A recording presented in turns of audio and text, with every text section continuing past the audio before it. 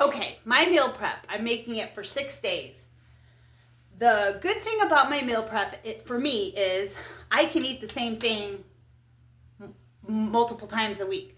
Most people can't, and they're like, oh, I can't do that. Well, that would make things difficult because you'd have to make a different meal every day or just have so much food at hand. I like to have it ready so I make good choices. I don't really care so much about what I'm eating as long as I'm eating. So, if I have my meal prep here ready to go, I'm not going to be so quick or easy to say, yeah, pick me up some McDonald's. I have it right here. So anyway, I make it about 5 or 6 days for the week. And it's so easy. Like, I hate to say a guy can do it, but I feel like when I'm in the kitchen, I feel like a guy. And what I mean is, when I grew up, my mom was in the kitchen all the time, and I'm Hungarian, so my grandma, it was all about being in the kitchen. Well, I just didn't have that kind of desire.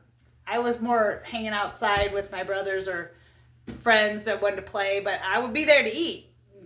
Better know I was there to eat. But, so anyway, I just didn't have that in me, and I still don't. So I'm like, hey, if it's easy and quick, fast, let's do it. And now with my high cholesterol, I have to pay attention to what I'm making, but I'm also trying to figure out the easy ways to do things. So no offense to men, because one of my most important people in my life is a very well-known chef, and love him, and he helps me all the time with things that I make from my past, like the Hungarian goulash or Hungarian any of that. Like, I'll tell you all that later, but no, I'll tell you right now. So you'll see how quick and easy this is and how simple it is. It would probably make my mom in heaven just roll over like, oh my God, I can't believe you're showing people how to make food when you give two shits. And I really do give two shits about how to make something just as long as it's good. It's just one of those things. Anyway, but last year and the year before, I decided I'm going to pull down the recipes from my grandma, my mom, the kiflis and the kolach and the chicken paprikash and all of that. I haven't had it since they passed away, so it was like so important. Now the first year, I took my time and I put my heart and soul into everything they wrote down, and it was a whole thing, and everything turned out perfectly.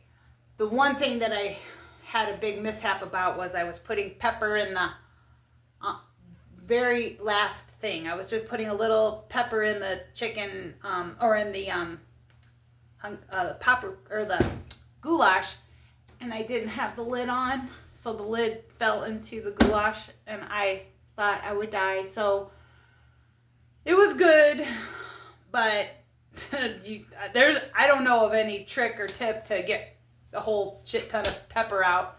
Anyway, most of it was good. The kiflis were good. It all took me back to my childhood. Last year, I think I got a little cocky, and I thought, oh, this all took so much time the first time, and there's quicker ways to do a lot of this stuff. Yeah, nope.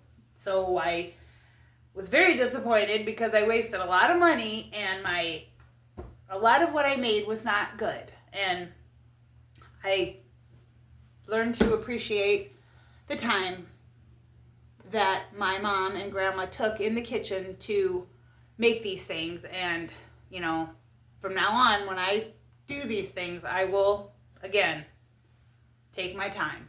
And because this stuff is not like that. Anyway, so I'm getting all sidetracked. But, so you'll never believe what's in that pan. And I'll tell you in a minute.